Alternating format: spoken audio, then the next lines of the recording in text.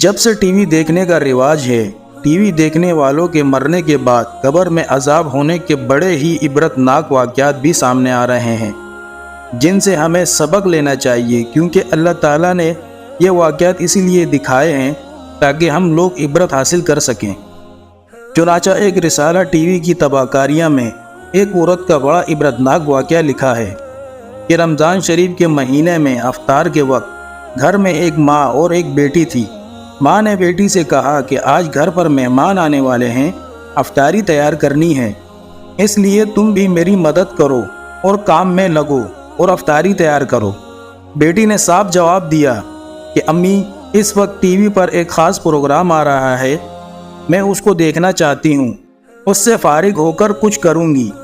کیونکہ وقت کم تھا، اس لیے ماں نے کہا کہ تم اس کو چھوڑ دو، پہلے کام کرو۔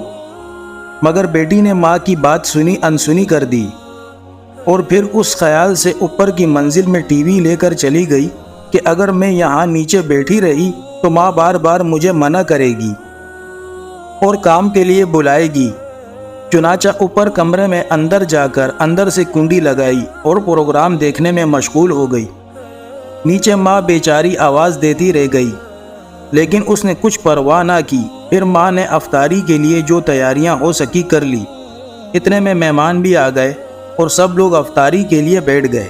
ماں نے پھر بیٹی کو آواز دی تاکہ وہ بھی آ کر روزہ افطار کرے، لیکن بیٹی نے کوئی جواب نہیں دیا تو ماں کو تشویش ہوئی۔ چنانچہ وہ اوپر گئی اور دروازے پر جا کر دستک دی اور اس کو آواز دی، لیکن اندر سے کوئی جواب نہیں آیا۔ چنانچہ ماں نے اس کے بھائیوں اور اس کے باپ کو اوپر بلایا۔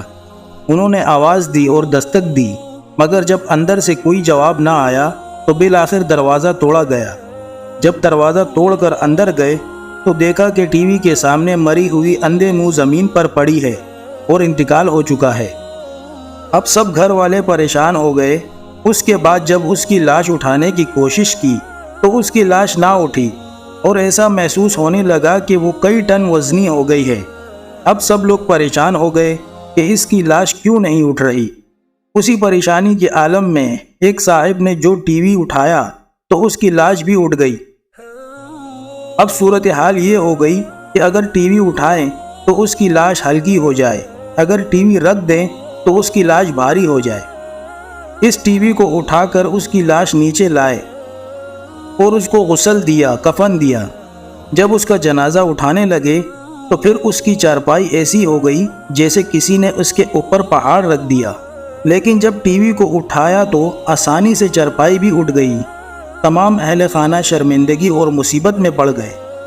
بالآخر جب ٹی وی جنازے کے آگے آگے چلا تب اس کا جنازہ گھر سے باہر نکلا۔ اب اسی حالت میں ٹی وی کے ساتھ اس پر نماز جنازہ پڑھی گئی اور قبرستان لے جانے لگے۔ آگے ٹی وی، پیچھے جنازہ چلا۔ پھر قبرستان میں لے جانے کے بعد جب میت کو قبر میں اتارا اور قبر کو بند کر کے اس کو ٹھیک کر کے جب لوگ واپس جانے لگے تو لوگوں نے کہا کہ اب ٹی وی واپس لے چلو، لیکن جب ٹی وی اٹھا کر لے جانے لگے تو اس لڑکی کی لاش قبر سے باہر آ گئی۔ کتنی عبرت کی بات ہے۔ لوگوں نے جلدی سے ٹی وی کو وہیں رکھا اور دوبارہ اس لاش کو قبر کے اندر دفن کر کے بند کر دی اور دوبارہ ٹی وی اٹھا کر چلے تو دوبارہ اس لڑکی کی لاش قبر سے باہر آ گئی۔ اب لوگوں نے کہا کہ یہ تو ٹی وی کے ساتھ ہی دفن ہوگی، اس کے علاوہ کوئی اور صورت نظر نہیں آتی۔ آخر کار اس کی لاش قبر میں تیسری بار رکھی اور ٹی وی کو اس کے سرہانے رکھ دیا اور اس کے ساتھ ہی اس کو دفن کر دینا پڑا۔